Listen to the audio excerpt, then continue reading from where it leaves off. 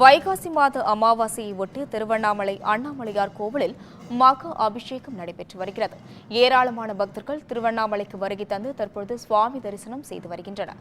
மேலும் இதுகுறித்த விவரங்களை பகிர்வதற்காக செய்தியாளர் ஜான்சன் இணைப்பில் உள்ளார். வணக்கம் ஜான்சன், தற்பொழுது அண்ணாமலையாருக்கு மகா அபிஷேகம் நடைபெறவுள்ளது. இதுகுறித்த விவரங்களை பகிரலாம். வணக்கம் அஸ்வினி. திருவண்ணாமலை மாவட்டத்தில் பிரசித்தி பெற்ற அண்ணாமலையார் திருக்கோயிலில் ஆண்டுதோறும் வைகாசி மாதம் வரும் அமாவாசை தினத்தன்று மகா அபிஷேகம் நடைபெறுவது வழக்கம். இந்த நிலையில இன்று 2ஆம் பிரகாரத்தில் உள்ள அண்ணாமலையார் மற்றும் உண்ணாமலை அம்மனுக்கு இன்று பிரம்மாண்டமாக அபிஷேகம் நடைபெற்றது.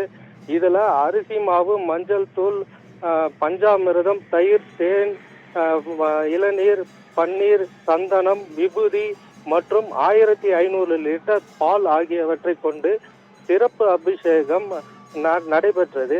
இதனைத் தொடர்ந்து 3 மணி நேரத்திற்கு மேலாக 20 வகை மலர்களை கொண்டு பல்வேறு வண்ண மலர்களை கொண்டும் அபிஷேகம் நடைபெற்றது.